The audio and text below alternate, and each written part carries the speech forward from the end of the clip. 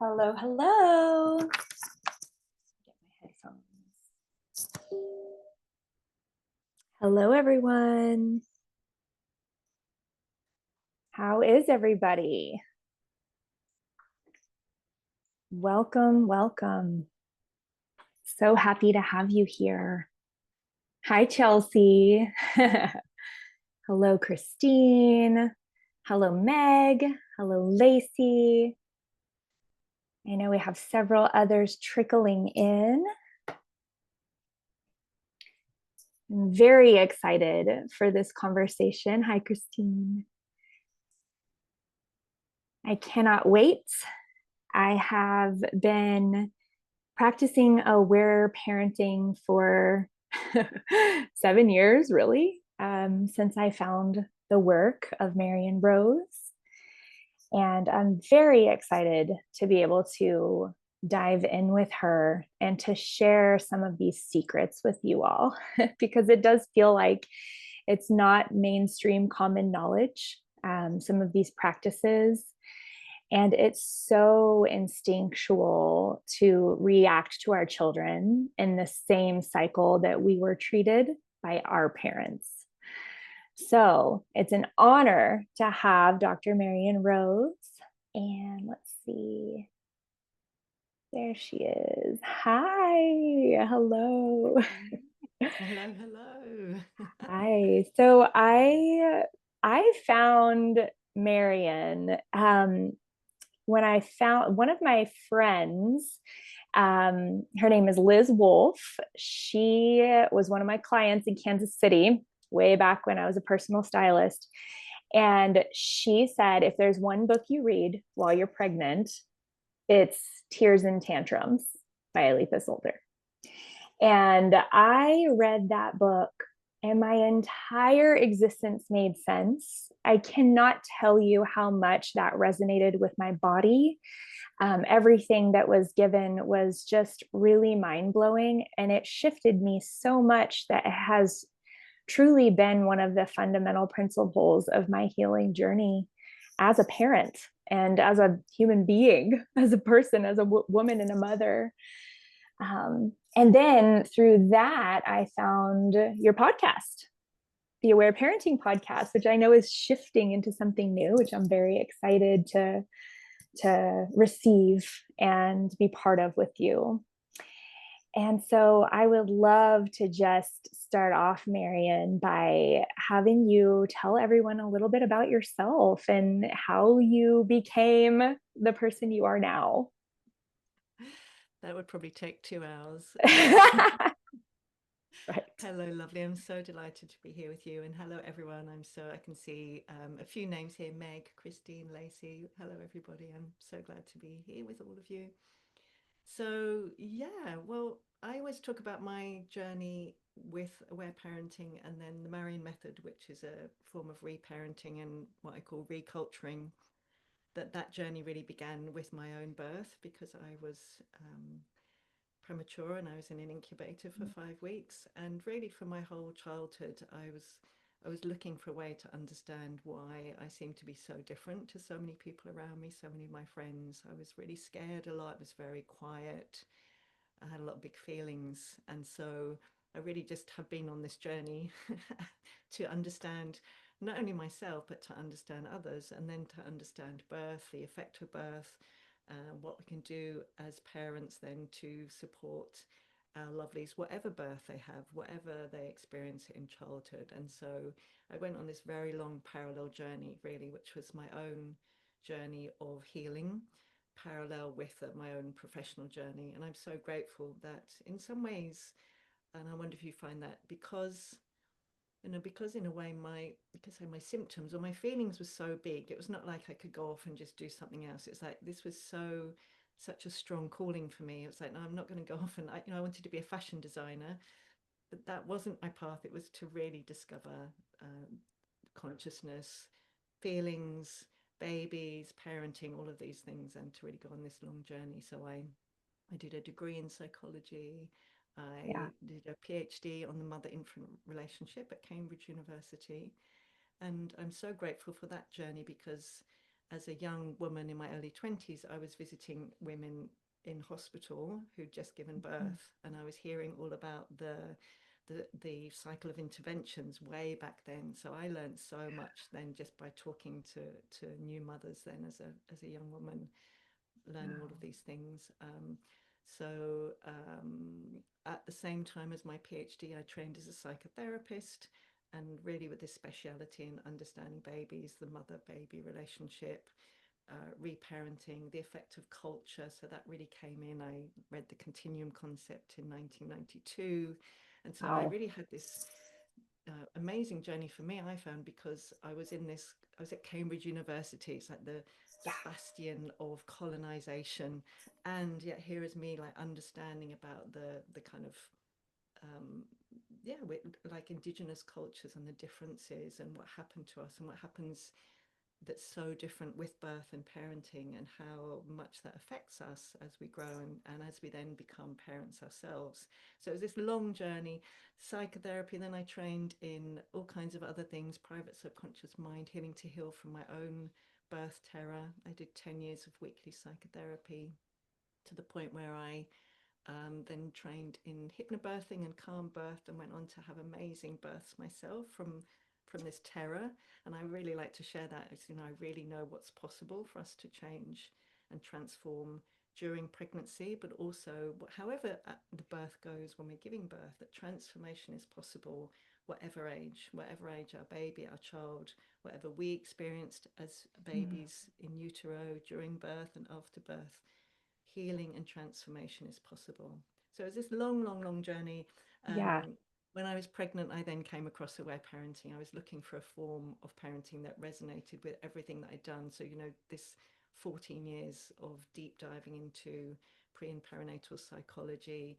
I see that lovely side, the psychotherapy, the academic, like my own inner work. And I found Aware Parenting by Aletha Salter, PhD, Yeah. and it was like these light bulbs. I mean, I still have tingles remembering it. I'm like, oh Yeah. my gosh, this just makes so much sense. And that, you know, what I would have loved my parents to know, that babies can heal from daily stresses and larger traumas, including birth trauma, right from birth. So basically, that's been me. So I was 23. My daughter's 23. Oh, she's coming up for 24 now. So I Wow. became aware parenting instructor. I, you know, dived in deep. I moved away. So I worked in calm birth after hypnobirthing, and then eventually it was like the calling just to focus on aware parenting. It was so strong. Yeah. And then after years, I really saw how, in order to be able to respond to our babies and children in these ways, actually we're invited to go on this journey of transformation for ourselves, to move really from maiden to that nascent mother, to actually, you know, the wise woman that we become as our children grow. And so that's when I developed the Marion method, which includes practices like the inner loving mother. So it's really basically our own reparenting and getting free from what I call the disconnected domination culture whilst we are mothering. So this is this beautiful parallel process of um, parenting with aware parenting, and then the Marion method for our own reparenting. And I'm just so grateful to be here now with a 23-year-old and a 19-year-old, and, you know, just doing what I love basically. So yeah. Wow. Thank you so much. That you're in such a different season of parenthood than I am, as my kids are 5 and 7. And I am constantly reminded of this interconnected, continual cycle of evolution and healing and growth. It's like our children are developing, and they're coming up into themselves, and each phase triggers a different wound and a different set of strengths. And how powerful to have the awareness of emotional regulation and self love and self acceptance, and to be able to hold space for my children, because I've learned how to feel all of that range of emotion. It's huge. And it's huge in going into birth and starting out as a mother, because birth is going to bring all of that emotion up. It's a beautiful healing portal, right? You know, we talk about these hormones, and I know you're like, you understand all the psycho spiritual, perinatal, all of that. And I I love that so much because there's so many hormones that, all these women are like, I'm so emotional. Why am I so emotional? Oh, it's the hormones. And I'm like, but there's a reason for the hormones. It's Yes, yeah. preparing you for your child, right? And Yeah. we were talking earlier on the call about how our culture doesn't really know how to handle feelings. It's I still see it all the time, and sometimes I'm quite shocked by the difference in what I experience when my kids react and what I see externally in our culture with other parents. And so you mentioned, like, in your studies that you had explored other cultures and then our culture. So what would you say the differences in our culture that when compared to more of like the indigenous nature like cultures? Yeah. So I call it the disconnected domination culture because so this is all the Marion method, not aware parenting. So anything I talk Okay. about with bigger cultural references and reparenting, that this is the Marion method. So for me, because on this psycho-spiritual perspective, our true nature is love, which is not just being loving, but it's interconnected with all of life, with our ancestors, with the seasons, with the earth, with everything, with the other beings, with all the creatures. And so for me, that's love, and the disconnected domination culture is the opposite of that. So it does everything it can to help us feel or lead to us feeling very disconnected from our bodies, from our feelings. So for example, in aware parenting, the Marion method, we don't use the term emotional regulation because in so many modalities, it actually means the opposite of what you're talking about and we're talking about here, which Mm, is to suppress feelings. right. Whereas in this work, it's really exactly as you said about welcoming the beauty and wisdom of all feelings. So I'm swapping around a bit. So disconnected is the opposite of love, and then domination is the opposite of true power. So I see our true nature is that we are deeply powerful, and in my work, I really support women to understand how powerful they are. And I think exactly, your beautiful work that you've been doing since what, 1999, I think, haven't you? To support women to claim their power, to realize how powerful they are, because basically the way I see it, the disconnected domination culture, the kind of center of it is disconnecting mothers from babies, which means disconnecting mothers from their power during birth and during pregnancy. And so the more we can reclaim that power at any point, and that might be after we've had traumatic births where we felt completely powerless. And maybe, everyone's journey is completely different. There is no right or wrong in this journey. It's our own soul journey. But that is the opposite of the disconnected domination culture. So what I'm passionate about is supporting women to reconnect with their true nature as love, that interconnectedness, and as will, as power. And I see that actually means cultural change. And so you talked about the difference between that and indigenous cultures. So in one of my books, Sound, Sleep and Secure Attachment with Aware Parenting, I really look at the different cultures and different um, the different influences on parenting paradigms of today and where Mm, those come from. And so I really love to add from what we know of this extra piece in aware parenting, which is healing from stress and trauma through releasing feelings, is not generally known about or practiced in indigenous cultures, certainly not in the early years. It does often in some cultures become feelings can become welcome at ages 3 and 4 onwards, but from the right. research I've done, it doesn't seem that many cultures actually welcome feelings in babies. And so for me, in that book, I talk a lot about the importance of really understanding our own place in the culture that we're in, that there's really important reasons for the cultural beliefs, the parenting beliefs, the birth beliefs of the culture that we live in. So rather than kind of taking ourselves out and trying to do something in a different culture in a different time, it's like looking at how are we being affected by cultural beliefs that actually are helpful for the culture, helpful for the disconnected domination culture, but not helpful for babies, not helpful for children, not helpful for mothers and fathers and families, and Yeah. supporting us to move to more of a paradigm that is a fit for us in our unique family setup, in our unique village or town, in our unique country, in our unique time, to find the most fit, rather than again doing the same thing, which is kind of a bit like the colonized perspective of this is right for everyone. Everyone, Right. that kind of thing is like looking at the context and understanding why. To me, that's what I'm passionate about, helping people listen in what resonates with each of us, and to follow that. Wow. I love that. That's so beautiful. You're right. And I see this in my work as a doula a lot, where women will judge each other for different birth choices. And there's just no need for that. Everybody is doing their own inner listening, their own personal healing. They're reasoning with what they have, they're dealing with their traumas. And, if someone wants to make a choice, what I care about is that they're educated and informed and that they've given consent, right? Whatever that choice is, it might not be the choice I would make. That's not my place. Yeah, Chelsea, right? Yeah, Chelsea's like, yep. And that is so, I feel that if we can help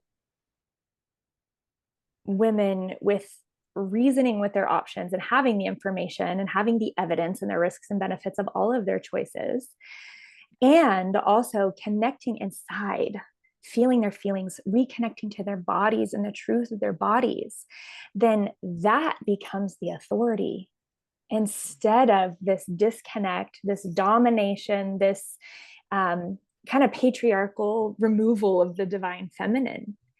And I love what you said about that. It's so beautiful. I wonder if you have thoughts on what, because you mentioned beliefs and the beliefs of a culture around birth and motherhood and parenthood. And I feel like in the United States, we have a lot of work to do. And I'm not here to like, come at the patriarchy with like this big old, right? I'm here to focus on the heart of the mother and raise her up through nurturing and loving. So, what do you feel would be, and I know that this is your work as well, which is why I'm so honored to be with you, Marion.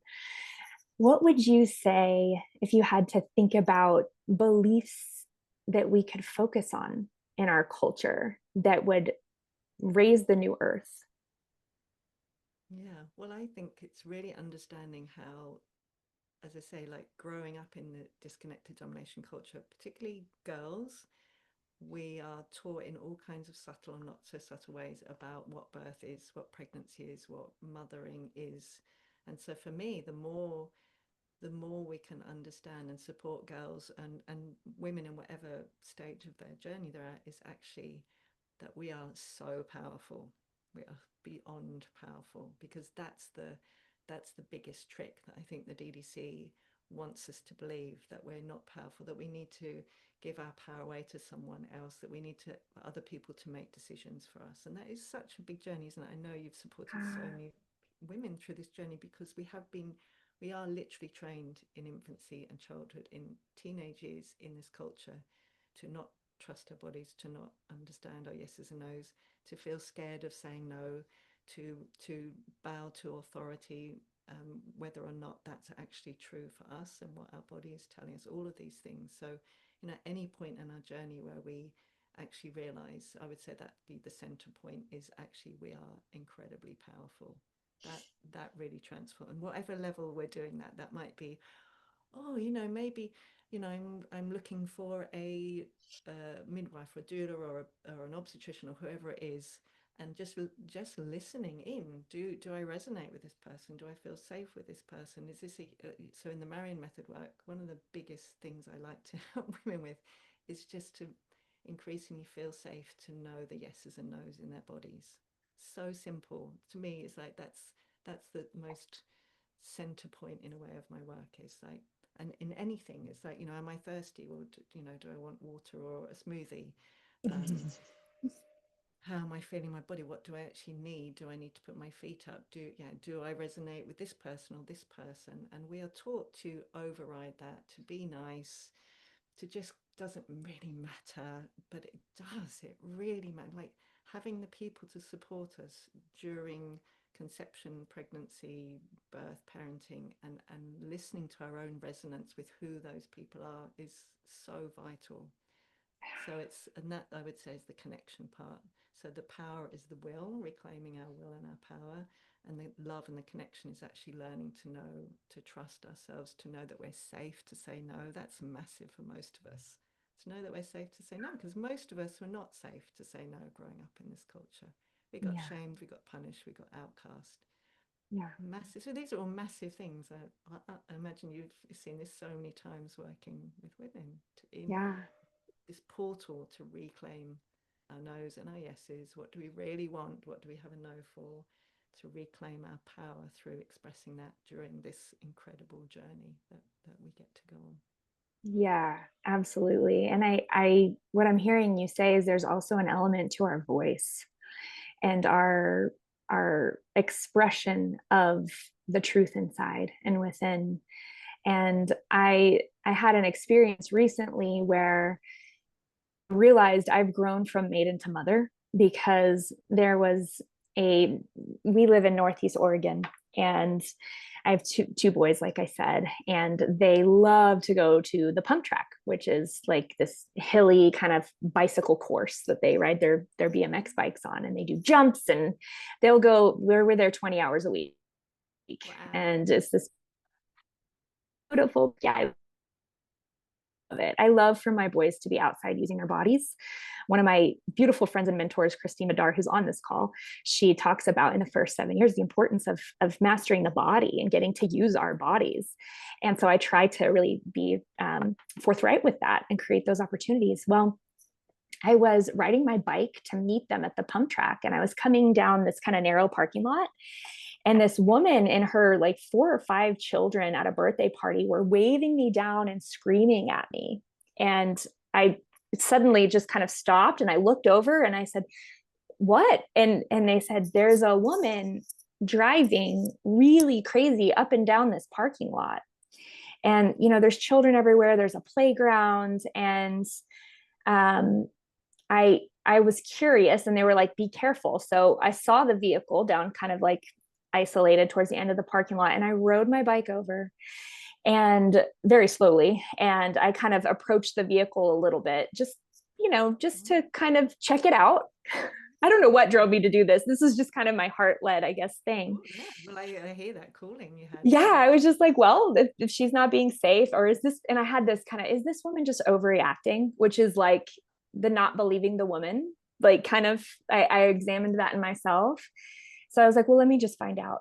Well, the woman behind the driver's wheel looks at me, drives around me, and accelerates incredibly fast, and like dust through this narrow parking lot with children on both sides, and starts turning her wheel back and forth, and like just, being really unsafe, almost hits a Jeep as he's backing out.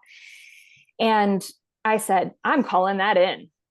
So I called the police. They came. I went and talked to the woman who warned me, and she said that that was her 5th time doing that, and nobody had called her in. And I just kind of reflected on that, and I realized, like, I had the feeling in my belly, and I'm learning to listen to my yeses and my nos in my body. I have more questions about that for you. And I want everyone who sees the replays and who's here live to hear this, because it is so vital. I realized that there was a time in my maidenhood where I would not have valued myself enough, and that need in myself to use my voice and respond, where the mother says, "This is important. I'm protecting the children, I'm protecting the community, and there's no shame in taking up space and calling the police out here."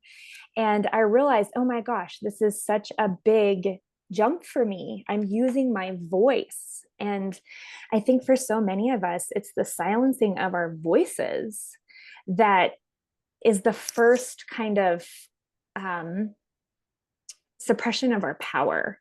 that's something I've been exploring. And so, one of the things that I like to work with in my clients is self advocacy and learning to use your voice, not only for your no's, but also for your yeses and your needs and your desires and your wants. And like, let's speak that out there. Let's connect and let people support us. Yeah, yeah, yum, yum. Yeah. Isn't it joyful? Even I'm feeling it now. You know, as we even talk about our yeses and that deep. To me, connecting with our yeses and our nos from a Marion method perspective is where we most deeply connect with who we really are, with our soul, whatever you want to call it. I call it our soul, because that's the only way we can. Well, I'm not going to say it's the only. It's one of the core and most simple and powerful ways to connect with our most deepest sense of ourselves. That's why when I hear you start talking about connecting with what we love, I'm feeling it. I feel the joy. I feel more connected with myself. And the same with our no, when we have a really strong, in my work, I talk about not willingness as well. I'm not willing for that. And that's a Yes. no that doesn't, it's very different from blamey, anger, or all kinds of other ways that we're taught in the DDC to say no surreptitiously, all these kind of ways. It's just a simple, I'm not willing for that. And that is so powerful. These are really embodied states. The yes is, it's a whole body yes. When we have that whole body yes, we feel it, and it's powerful, particularly during these portal times of pregnancy and birth and parenting. And the same with our no, our embodied no. That's just a no for me. It really radiates out, affects other people, it affects a lot of stuff. So I just Yeah. love hearing you speak that, and I so celebrate you and all that you've moved through to be just. And what I hear is it wasn't like a shall I or shan't. It was just like that was your calling to do that. That you were already in that identity of course you're gonna um, stand up and say no, and reach up for more support to protect families, because that's so a core, I imagine, to your calling to care for families, to support families, to Yes, bring safety. absolutely. Yeah. I mean, I my astrological sign is Cancer, so it's all about family. Oh yeah, my son's Yeah. too. I Oh, know I what love that. it's. So, if someone, I have so many questions and I'm just going to try to like take them as they come. But if someone is new to kind of the sensing of the yes and the no in their bodies, and I have another question regarding feeling ashamed for saying no, because I remember you posted something about this recently, and not feeling ashamed for saying no. But if someone, maybe there's people here who are newly postpartum, and they need to have those boundaries for their rest and their healing, or they're pregnant and they're going to their appointments and they're trying to navigate their provider like an OB or a midwife, and feeling like maybe some red flags.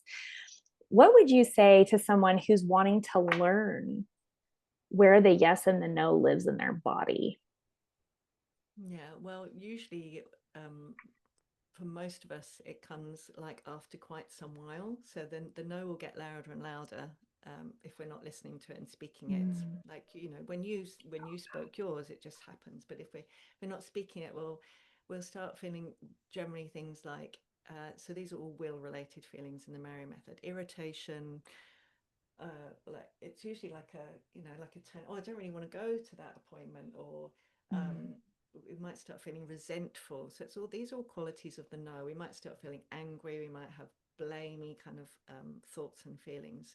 So these are all qualities of the will. I mean, these are beautiful feelings because they're actually telling us that we have a no somewhere along the line, Mm. and they will get usually louder and louder the more we're not listening to them. So that's why, of course, for most of us as women, by the time we become mothers, we've got usually, however old we are, decades of unexpressed rage, beautiful anger, all of those feeling, irritation, frustration, powerlessness, because it wasn't welcomed. And that, again, that's where our power lies. It's all stored in those feelings.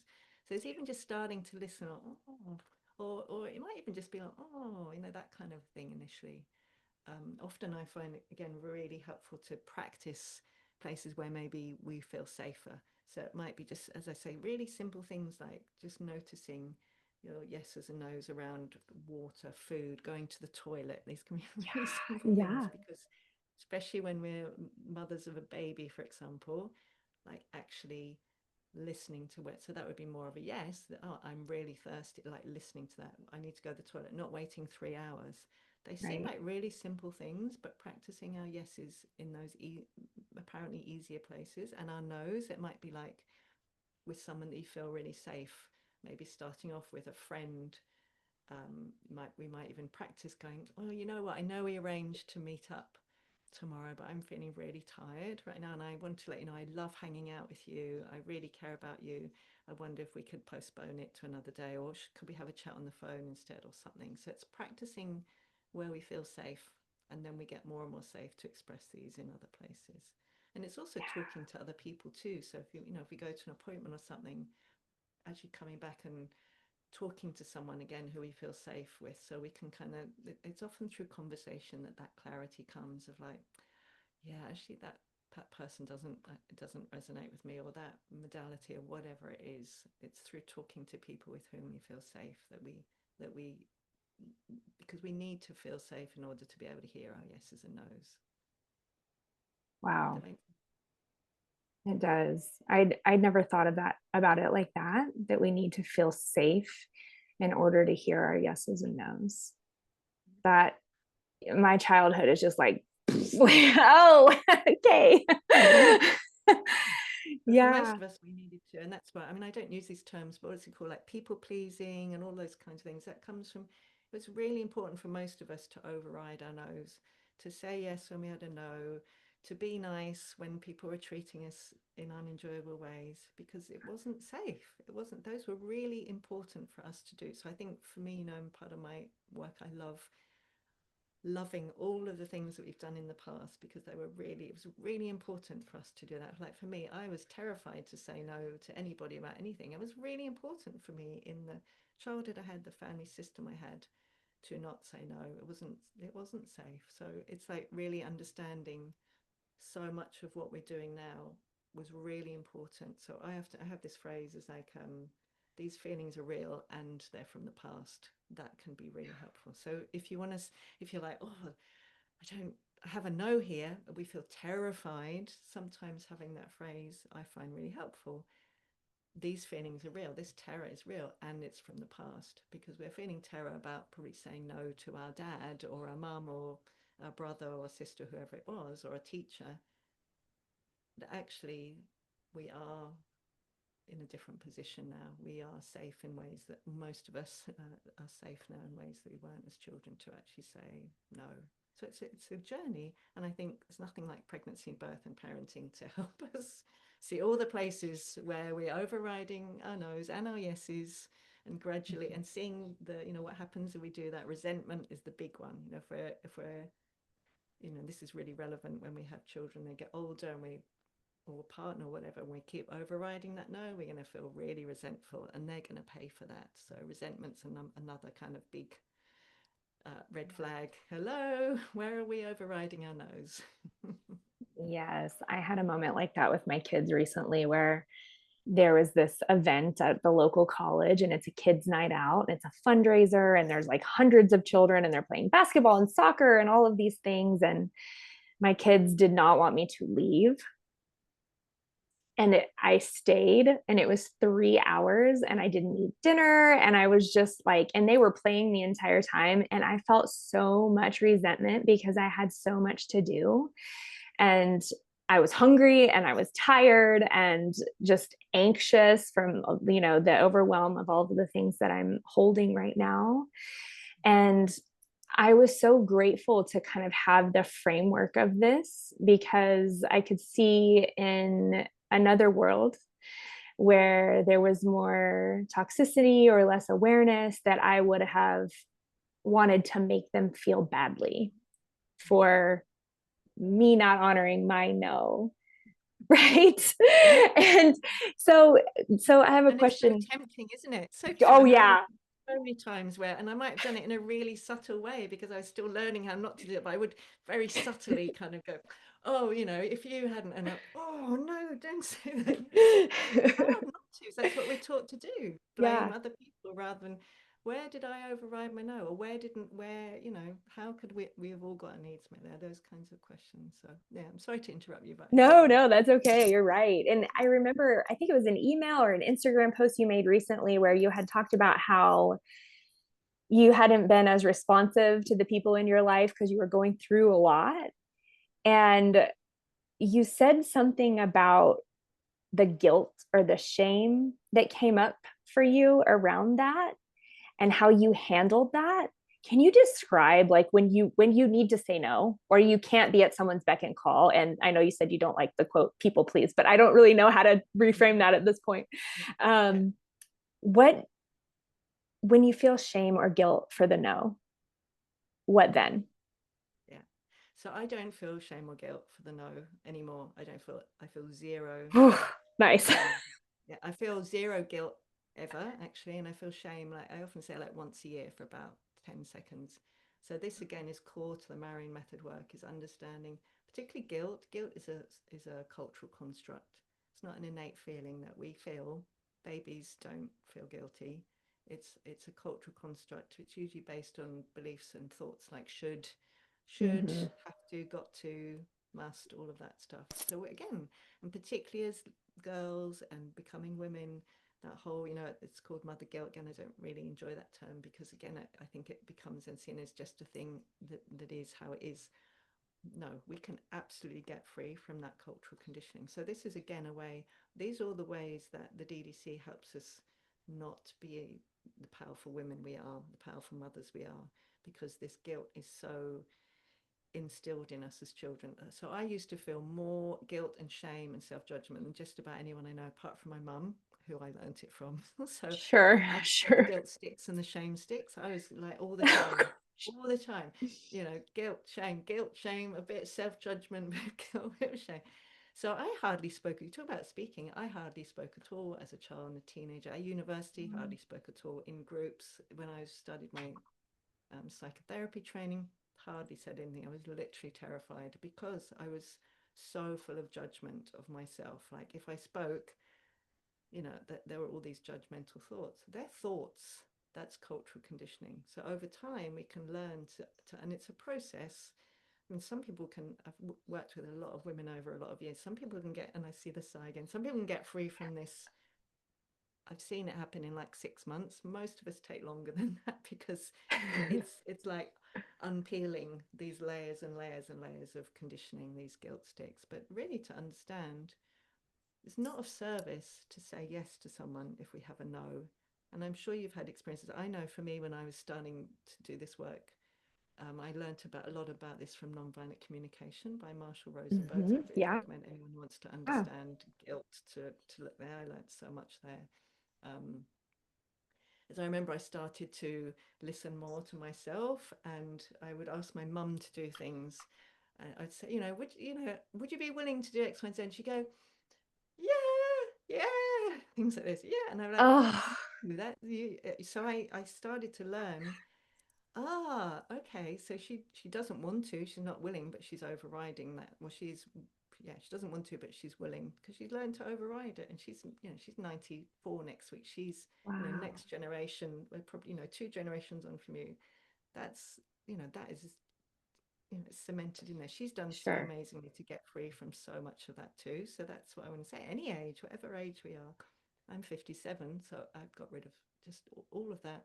So it's just gradually knowing that actually we can tell in our bodies if someone is saying yes to us when they actually don't want to do something.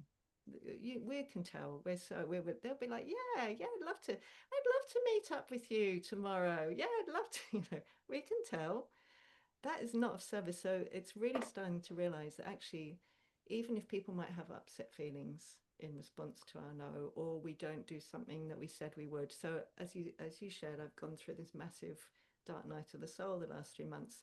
I have hundreds of unread emails. I've dropped out all kinds of things. I've really just done the minimum in terms of my mentees, like staying connected with them.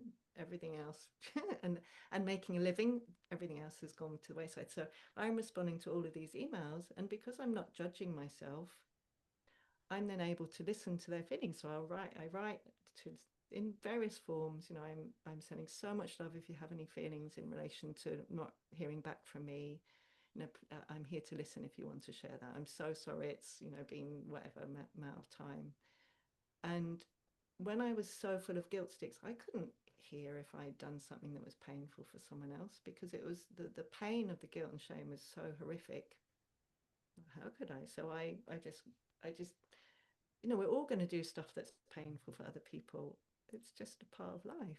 But I couldn't hear that, and now I can, because I'm not doing all this stuff. So I'm just compassionate with myself. I'm compassionate with others, and I love supporting other women to get freer and freer and freer from guilt and shame, because actually it means we have more compassion for others. We have more Yeah. spaciousness for others if we're not hitting ourselves with sticks. Yes. And if we say, you know what, I'm so sorry, Yes. and it might be really big things. It might be someone's got a big party, a birthday party, and but you know, there are ways we can really acknowledge that. You know, so we might say something like, you know, I love you and I really value our friendship, and I'm absolutely exhausted. I'm going through this big thing, and I've learned, if I override that, this, you know, whatever we might, you know, will explain, but I would really love to honor your birthday. You know, what would you love to do together? Can I, you know, should we go out for dinner? Should we have a day at a spa? So it's like, it's not like just going, it's a no. If it's a friend or something like that, or our child, you know, it's like with your children, it's like looking, how can we all get our needs met, listening to our no, and trusting that actually brings more connection, more intimacy, more safety, more trust, Yeah. because we're actually, we're sharing more of ourselves with the people that we care about. Does that make sense? Yes. Absolutely. And that authenticity and vulnerability and realness is actually what builds the connection. And that's one of the things that in birth and also in parenting, because there's so many parallels between the two. It's just this continuum of consciousness. um, with my children, I've learned that I have to hold the boundary and then allow them the space for their feelings. So if my 5-year-old, who is very emotional, he's got a lot of explosive emotion, he's all directions. He's got rage, he's got enthusiasm, he's got like, he's amazing. And I get so much thrill from being his mom. But sometimes he has very unrealistic demands, right? And he'll come at me with like wanting a toy at Target. You know, it's just something that like everyone experiences at some point. And sometimes, like if the answer is no, instead of giving in, right, because he's having the tantrum, and of course the part of me that doesn't want to honor my no, is that's used to being the friend and being liked and all of these things. I wrestle with that, and do I really need to hold a boundary here, or can I just buy him the $7 toy, right? And I've come to this understanding. Which is really listening into yourself. Does this really matter to me? Why am I saying no? What's my values here? What's going on for me? So it's an authentic, it's not just a, you know, an automatic no or an automatic yes. It goes back to what you were saying earlier about both, isn't it? It's like really listening in. Do I have a true yes or no for this? So yeah, please carry on. But that's Yes, perfect. exactly. Thank you for saying that. I really appreciate that reflection, because that is the essence of what I'm wanting to impart to women in birth and newly postpartum, is that inner listening, and the authority that comes from that is so much more powerful than any external authority. Like, you know your child and you know yourself. That connection is eternal, and it's on all the cosmic levels. At least that's how I feel about it. I So do too. I know you do. So my son having the meltdown in Target, right? And me realizing this little being needs to release some energy. He needs to express these feelings. I'm going to hold the boundary just for that reason. Right. So then, and I don't feel guilty. Oh man, I wish we had more money. I could afford this, you know, any of that. Like, there's just none of that. I could have bought him that if so and so would have, you know, all of those things are just kind of wash away. And I sit down on the floor with him in Target, and I let him cry. And of course, and I'm so sorry, babe. I know this is so upsetting. You really want that toy. I hear you. One of my favorite things I've heard you say is, I'm here and I'm listening. Like, Yeah, one of the titles of my book, so it's actually sitting under the your computer. book, yes. Oh my gosh, it's so good. My favorite phrase in the world, probably. It's so good. And Really helpful, isn't it? that phrase, and then the one you said about, I welcome any feelings you have in relation to me saying no to you. Like, that is just, it's so empowering. Yeah. So also, I will tell you that my son, this is a side note, my older son scratched his eye. And I don't know if any of you have had a scratched eye before. Oh, It is God. incredibly painful. And he was in so much pain, and there was nothing I could do. He was screaming like bloody murder. Yeah. And I laid down next to him and I wrapped him up. And of course, my mama heart is just like dying inside. It's just like, what do I do? And I whispered in his ear, I'm here, I'm listening, I'm here, I'm listening. And he fell asleep, Marion, while I was saying that to him. And that was the only thing that calmed him down. That phrase is so powerful. Even I know Allison's here, and she put something in the chat that I want to read to you in a minute. Um, she has a 3-month old. And I wish I would have really gotten this at that age, because sometimes they just need to emote, right? And we need to hold our inner loving presence and receive that emotion. So back to the Target story, we're in Target and my son is just, he's having a meltdown, and it's probably not even related to the toy. It's Exactly, probably, I was going to say that because you're this going is to say that.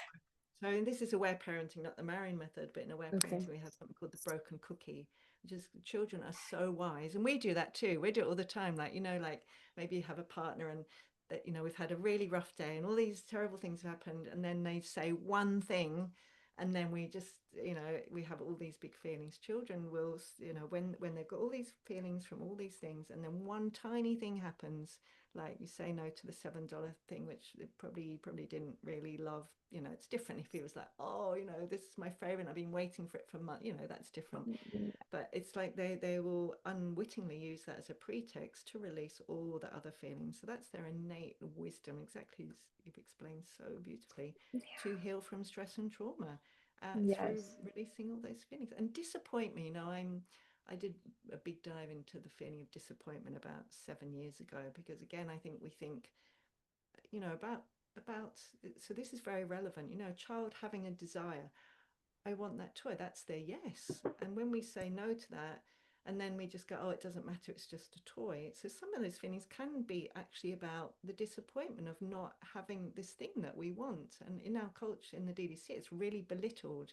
Children are judged and shamed rather than it's like us having a looking out and seeing a beautiful flower, and it's like disappointment is, so that would be more of a love hurts related to grief and mourning, and so many of us have so much of that. So that feeling of disappointment is real in the moment, and it can help them tap into all kinds of other losses, disappointment, sadness, grief, separation, all kinds of ways where what they really wanted, which was often to be close with us, to have our Right. full 100% undivided attention always, where that we're not able to give that in this culture. So I'm so celebrating that you're just able so we would call that a loving limit in aware parenting, just to say, Yes. um, imagine you said something like, I really hear that you really want that toy, sweetheart, and I'm not willing to buy it for you because X, Y, and Z, whether that's money or values or whatever it is. And I'm here and I'm listening. So that's the languaging I love for a loving limit. Is that really acknowledging them, offering our beautiful no, and our willingness to trust that big cry is letting out all kinds of big things. Same with the accident. I did something similar. Well, not my eye, but I dropped a brick on my foot a couple of days ago. Oh. And I went, oh, I've just come out all this thing. And I said to my son, so, he's been brought up with this. I said, I think I need to go and have a big cry. So I've lost 2 family members recently, and I haven't, they're my mum's brother and sister, and I haven't really done enough crying about that. And I went, you know what? This is a beautiful opportunity. So I went upstairs and I just opened my throat and I just sobbed and cried, and the sensation in my foot was the beautiful. That was also a broken cookie. I mean, it was also painful, and I think there's research that shows that if we have an accident and we cry, actually the healing happens quicker. Certainly my experience, Yes. this foot is healing so quickly after that. So I cry. No, it's been like Wow. 10 minutes, 15 minutes of and my mum had gone out, luckily, because she's, she still gets a bit upset when she hears me crying. So I just went, big cry, and I honoured my aunt and uncle, and I got to the whole end of the crying. My foot felt much more comfortable. I went back downstairs again. So it's like we can do this as adults too if we feel safe to do that. But that's Yes. children's innate wisdom. They will constantly be finding little tiny things. And I think that as a parent, I think that's one of the most helpful things, because again, in this culture, children are shamed, aren't they? There used to be, every few years, there's something that goes around on social media of like all these little memes of children, they've dropped their ice cream and they're having a massive cry, or these tiny little things, and they're having, a 30-minute tantrum. And Mm-hmm. because parents are not taught to understand the beauty of that, the innate wisdom of a child healing from stress and trauma through that broken quickie moment, the parents will often laugh because they feel scared. That's a release of Yeah. fear. They'll judge themselves. They'll judge their child. Imagine if we lived in a culture where we went, isn't that, all the parents, everyone walking past you going, oh, I am so celebrating you, lovely, thank you for listening. And everyone was also going, as they walk past your son, yeah, we hear you, darling, you're disappointed, you really wanted that toy. The what a different world we would live in if we just went, or anyone just having a big cry. I have a Yeah. vision of, on every street corner, there's like a crying center that you can just go and cry and well. And we walk down the street and someone's having a massive cry with someone being held by someone, and we just feel comfortable with that. And that's, to me, that's the core of what aware parenting has brought to me, is a deep trust in expressing feelings when we feel safe. So again, this is the importance of, it's not leaving babies and children on their own to cry. It's not us as adults feeling alone when we cry. So it's either having someone listening or having our own inner loving presences with us. That's what makes crying so healing, so healing. And after So that, I want to say, after my big cry, my mum comes home, and I've been a bit grumpy, and I realized because I hadn't expressed some of this grief, and she yeah. comes home, and I'm like, I love you, and we feel loving again. Yes. We have a big cry. The sky's blue. We love everyone. We just, so, and the same with children. I'm sure you probably saw that with your son, and you've seen it with both of your children, I'm sure, many times. They have a beautiful big cry. They come all the way to the other side. They have these crescendos usually. They come out the other side, and they're like the Buddha. They're like, Yes. they love you. I remember my kids when they were little, and they'd have a big cry, and they'd say things like after, Mummy, can I help you do something? Or I mean, it's amazing. You're so right about that. It does happen that way. I've seen it so many times, especially with my little one. He's so much better after he cries. So I want to take a look at the chat, because some people have been commenting in the chat and I would love to include them in this conversation. So let's see. Everyone. Meg says, there is so much because I said so, when there needs to be more communication on why we are telling kids no. So kids can eventually be comfortable to speak up and also make confident, safe choices. I think this is why so many women are so uncomfortable speaking up at the doctor offices on their wants. Yes, I completely agree with that. Let's see. And then we have, see here, we have Allison, my dear sweet Allison. She says, shame once a year. I love that. Me too. Personally, I would like to get there. She Oh, said, it's so, life is so much more wonderful, I want to say. so much better. Oh, I've been really doing shame work, a lot of shame work in my sense of self-value and taking up space. And it's like so incredible. And it's also been really painful. That's a whole nother Yeah, side note for another talk. it's not easy. It's not Yeah. easy, but it's wonderful. So she says, I just realized in therapy this week how often I'm experiencing shame as a new mom of a 3-month-old. Wow. So much I love to you. totally, And what I find really helpful, if this whole concept of the disconnected domination culture resonates, is what I find helpful is to remember the DDC wants all mothers to feel shame and guilt all the time, because then we are not there being the powerful women that we are. So I find that can be helpful to remind us, like, of course, you're feeling shame. You are conditioned to feel shame as a new mother. And so I don't know whether that helps you. I found that really helpful to know.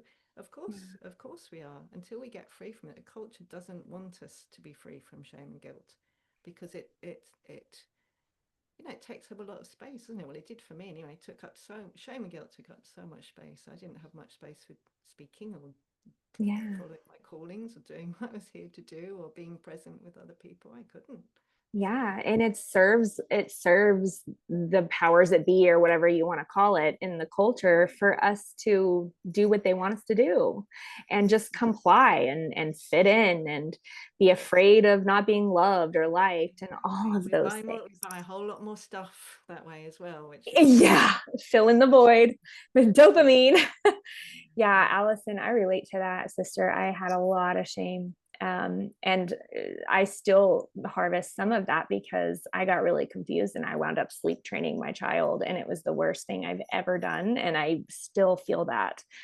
So, that I'm still working through that. That's a whole nother really amazing story with how we've come for full circle, he and I, healing that. Well, I still feel a little bit of the, but it's different Takes now. time though. Healing takes time. Yes. I had a rupture with my daughter, and I often share the story because it happened when she was 8, and it didn't really fully heal until last year. Mm-hmm. So that when she was 22. So I Wow. often like to share things like that, and that's me practicing full on aware parenting. Sometimes, Wow. and especially from birth as well, and we might go around another. There were cycles and spirals of healing, but often things just take their own time. Healing, and particularly with ruptures, just takes often a long time, and it does Wow. happen, and it's still happening. Mm-hmm.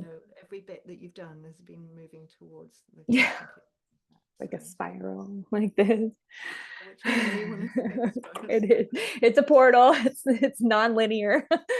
And then And I want to offer Chelsea. one little thing of mine, which I remember when I was still Okay. hitting myself with guilt sticks when my daughter was about 1.5 or something like that. And I realized that whenever I was doing that, um, I was actually not able to be present with her. And that Mhm. helped me start to so I literally see it as like a stick. It's like I shouldn't be doing this. I should be more. I shouldn't be. There's something wrong with all of that.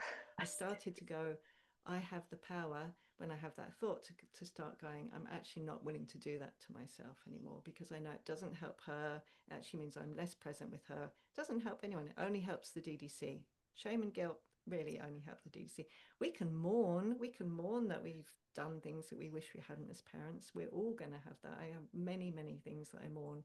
But Yeah. when we mourn, we can cry, we can grieve, we can feel compassion towards ourselves and our children, which brings healing. Guilt and shame don't ever bring healing, because they're just a repeated. They just repeat. We can do that forever and not change at all. Wow, that's really valuable to know. I've never heard anyone describe the difference like that.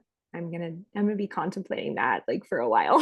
It's Marion. one of my passions to help women get free from guilt. Yeah. Yeah, I love that so much. Thank you so much. This has been so like a bucket list conversation for me. Like it's really just so heart opening for me to be here with you and to get to share your message. And thank you to everyone who's here live. And I know that there will be lots of women. There's 92 in our community signed up for this event. So lots of women watching the replay. Thank you, Chelsea. Marion, how can we find you? And I know you have a new podcast coming. Well, they're here out already. Yeah. It's So here. if you like podcasts, I've got 2 new podcasts. One's the Living Aware Parenting podcast on audio and on YouTube, and I've got my Marion Rose podcast. So if you this is just aware parenting, and this is like everything else I'm into, because I'm into all kinds of stuff. And so this is where everything else goes: barefoot shoes, elimination communication, like just Love. all the stuff that I love. That's all going there. My website is marionrose.net. I've got lots of books. I've got 4 parenting books. I've got I've got a babies one. There you go, The Emotional Life of Babies. So Yes, you can that's find all of wonderful. those on Amazon. I've got some children's books as well that are about feelings. I've got one called I Love You However You Feel, which is all about basically what we're talking about, which is, I think, is gorgeous. And one called Yes. Calm Down Bob Before Bed, which is all about aware parenting before bed. And I've got another one coming out about tantrums probably next month. Wow. And I'm on Instagram, Marion Rose, but it's underscore Marion underscore Rose underscore. And I also have Instagram Aware Parenting and the Living Aware Parenting podcast. So I've got 3 Instagrams, but I imagine you'll probably be sharing them somewhere. But yeah, I will. Yeah. marionrose.net is my website. Wow. You're doing such great work. I just feel so honored to be able to talk with you tonight. Well, I've so enjoyed connecting with you. Thank you for what you're doing and all the beautiful beings that you're bringing together and gathering together. And this was so fun. Let's do it again. I would love to. I could go for hours, but Yeah, I could too. Like we it's could talk already for 5 hours, 7:01. couldn't we? Oh, thank you. You're welcome, Oh, Chelsea. Thanks, Allison. We will see you guys tomorrow at 10 o'clock. The topic tomorrow is all about birth as an altered state and the healing that comes with that, and natural physiological birth and trusting the process. And then at 1 o'clock tomorrow, I'm doing a live Q&A for 30 minutes. So anyone who has questions about anything can pop on and just ask away. I love being bombarded with questions. It's one of my favorite things. And then at 1:30, we'll hear from Trish Ware about self-advocacy in any setting for birth. And she will also be doing some EFT with us, which I cannot wait for. I love EFT. So thank you again, Marion. This was so beautiful. I look forward to our future. yeah, me too. Bye. Bye, Thank you, everyone. lovelies.